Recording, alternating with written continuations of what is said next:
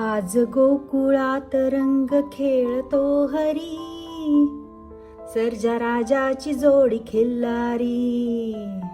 गजानना श्री गणराया, आधी वंदू तुझ मोरया. अगं अगं अगं, किती गाणी गातीयेस? हो, किती गाणे गाऊ आणि नको असे झाले आहे. आता सप्टेंबर महिन्यात आहेतच इतके सण. सुरुवात श्रीकृष्ण जयंतीपासून होत आहे. शुक्रवार 4 सप्टेंबर रोजी श्रीकृष्ण जयंती आहे. गोपाळकाला दुसऱ्या दिवशी म्हणजे शनिवारी 5 सप्टेंबर रोजी आहे. अष्टमीचा उपवास शुक्रवारी 4 तारखेलाच आहे. गुरुवार 10 सप्टेंबर रोजी श्रावण अमावस्या म्हणजेच बैलपोळा आहे. हा दिवस मातृदिन म्हणून साजरा केला जातो. आई आपल्या मुलाला पुरणपोळी व खिरीचे वाण देते. हे देत असताना ती देवासमोर बसून अतिथी कोण असे विचारते. मुलगा मीच असे उत्तर देतो. हे 3 वेळा म्हटले जाते आणि मुलगा ते वाण घेतो.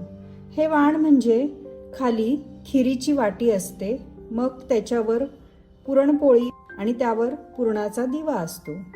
हरतालिका सोमवार 14 सप्टेंबर रोजी आहे. त्याच दिवशी श्री गणेश चतुर्थी म्हणजे गणेश स्थापना पण आहे.